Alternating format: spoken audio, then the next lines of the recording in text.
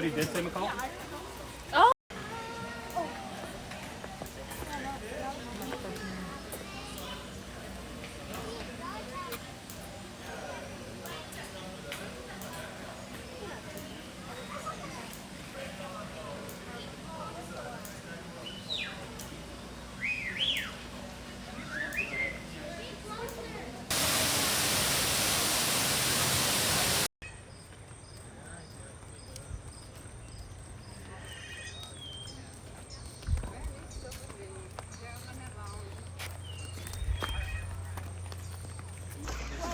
Injuries received in the wild have a physical. Is it part of the lion? Charlie's like the lion out there at the hill. This is part of the lion. It's usually larger than the man.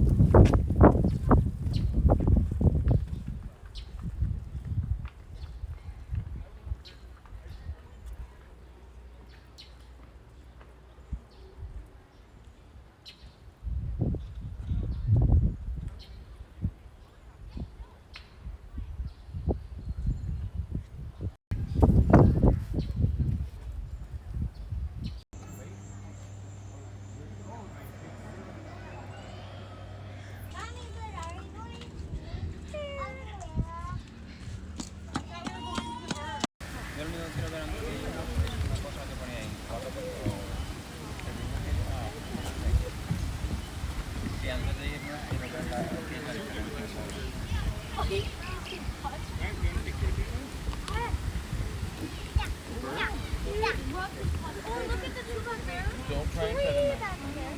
That's what I wanted. No, you cannot.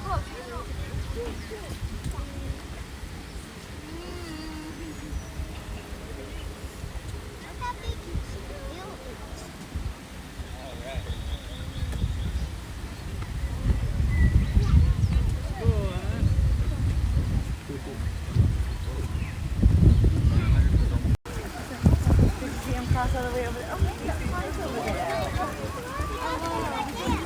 Oh, yeah.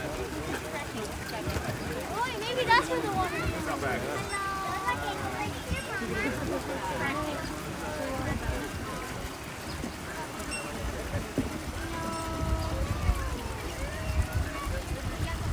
gonna copy.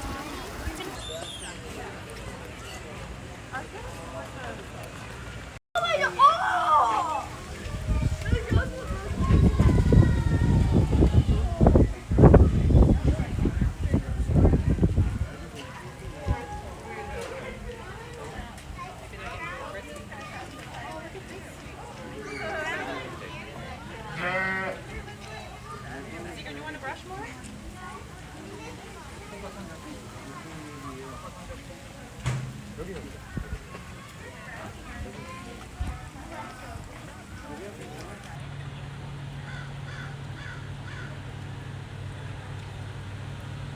Wildlife Alliance.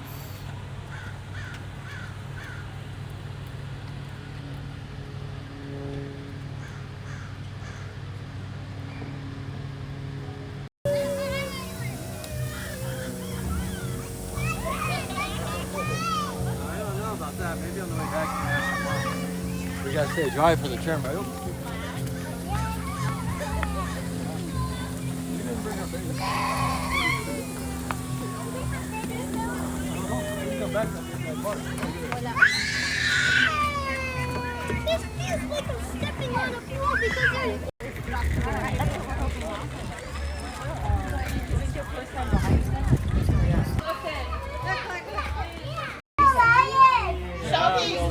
Over here, look! I see another lion! Look at the lion! You see, Layla, look! Look right there, you see that? There's two! Oh, yes. You want to get down?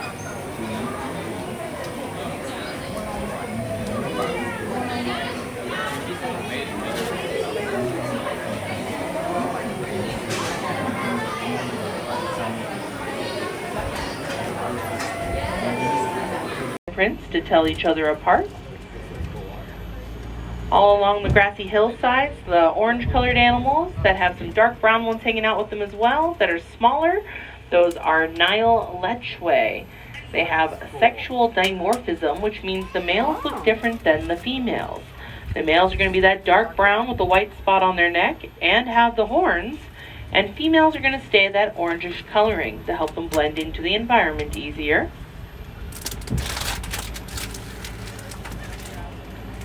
You're getting a great view of our newest addition to the giraffe herd on the left as she's watching one of the Dafasa water bucks wander around on the hillside.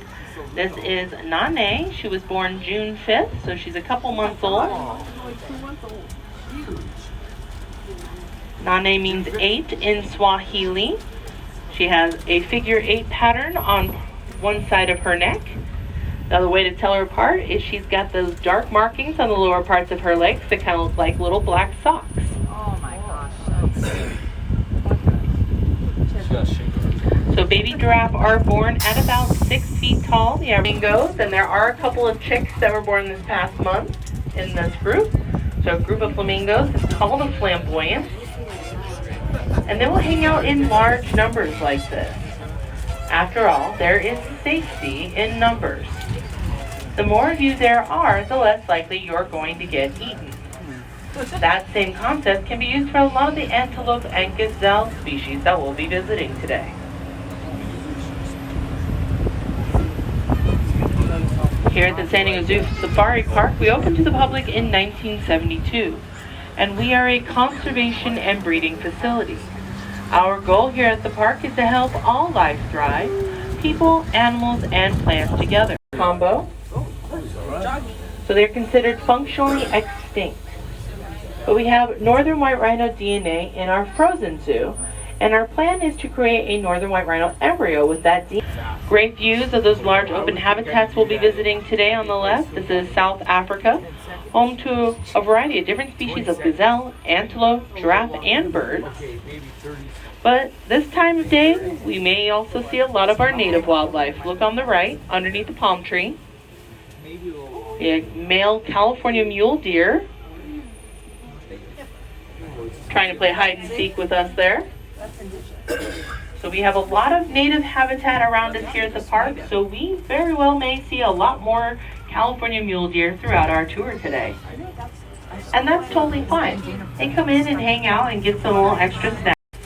Those long stilt-like legs will help them to go through the high brush and through the water looking for their food.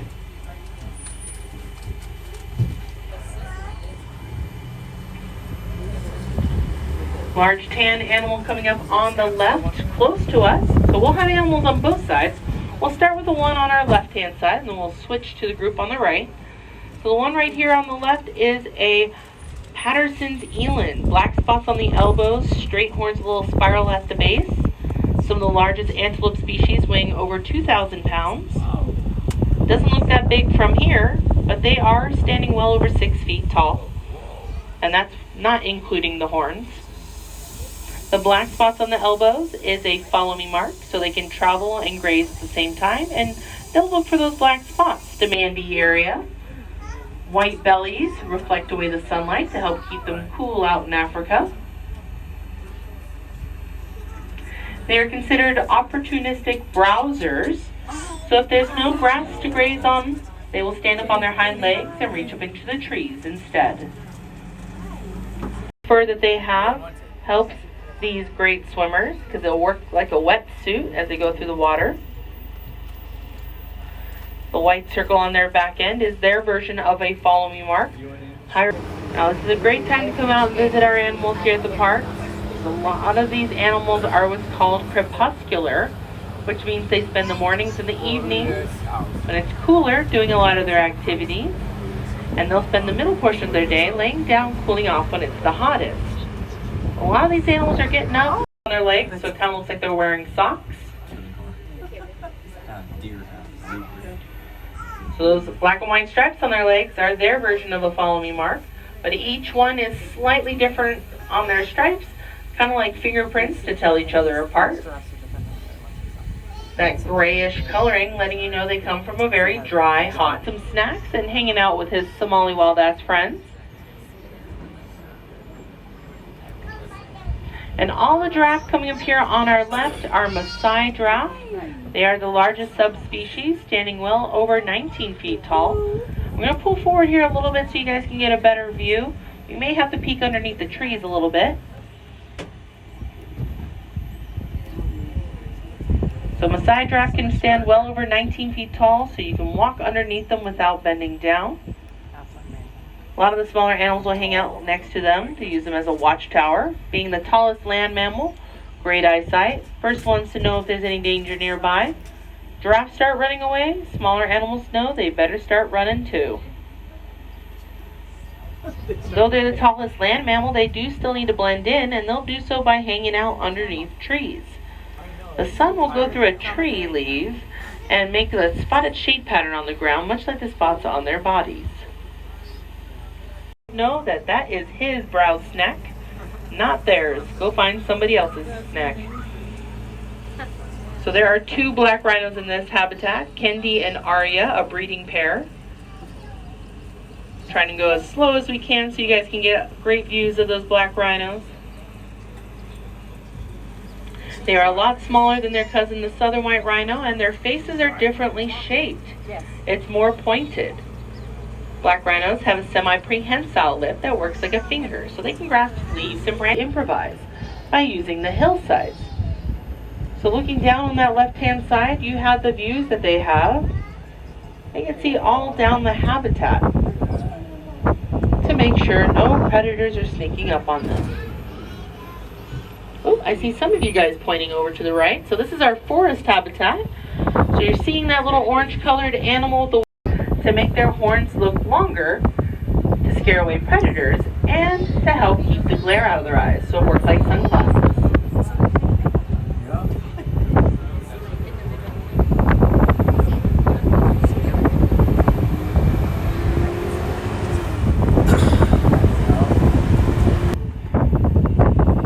Close-up views of our Cape buffalo, left-hand side. Kind of a dark brownish black color, extremely protected, close together in their herd, which makes it hard for a predator because they'll do a mobbing behavior. They will all start charging towards their threat. Horns curving inward for closeness so they don't hurt each other.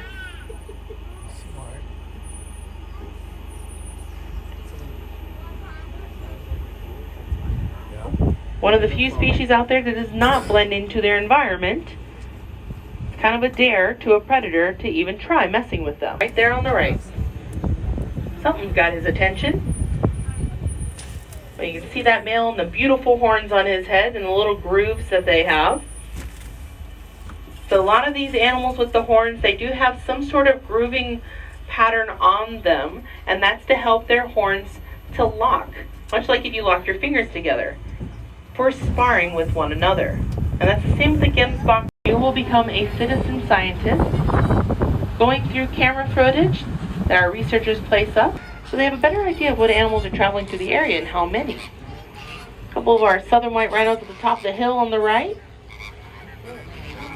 And a better view of that square or flat lip that they have. And it looks like we were in luck earlier when the giraffe were out, a little easier for us to see. But you can go back and visit those giraffes in the other part of the East Africa habitat by going.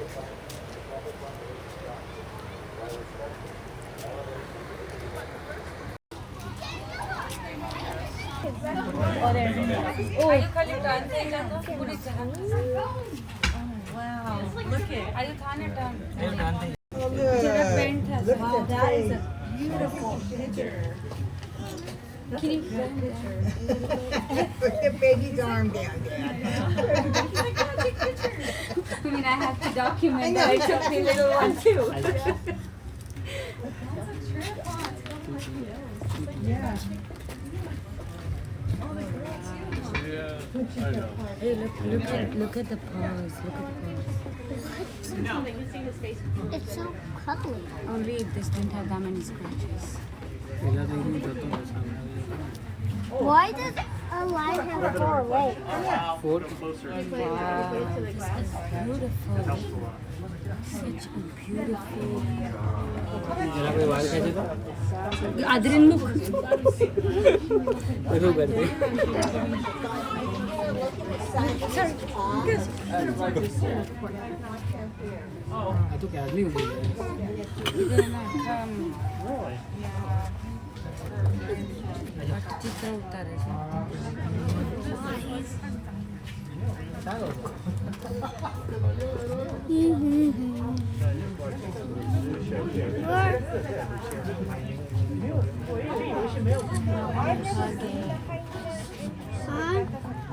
Hug you? He's like, yeah, I'll hug you too.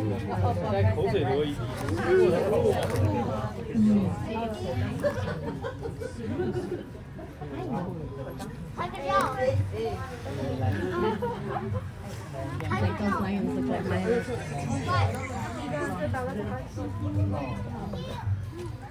So yeah, I want to take a million pictures of that. She's like, I'm done. Hey, come here. Oh, you did that. Now give it up.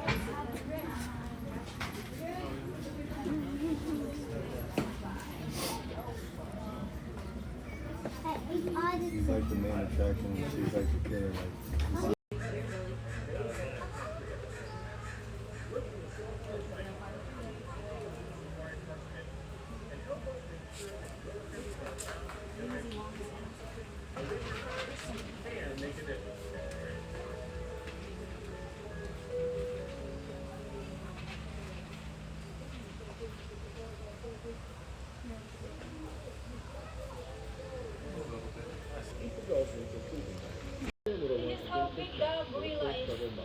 until it can hang on her back, rearing her hands up to help her walk and carry food items. Bigger than us. Others prefer to carry their baby in their arms, with a little one holding on while searching for food.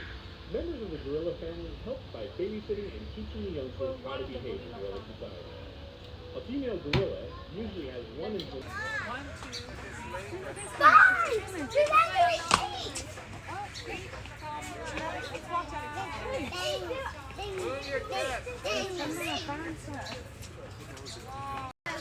No, I'm only on 5.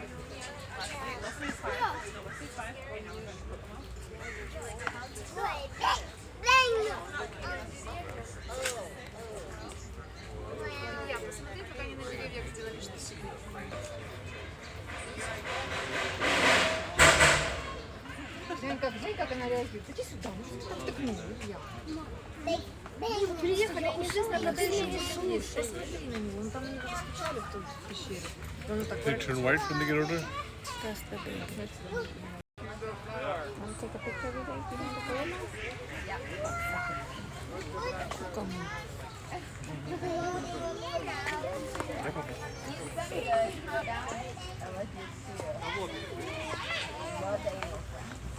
I'm sorry. It's okay.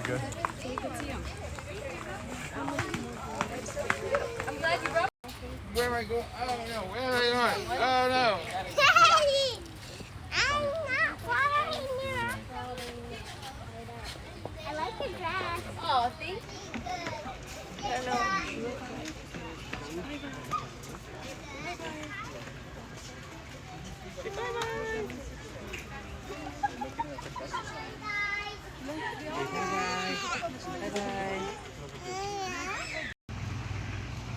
How'd you scare the duck?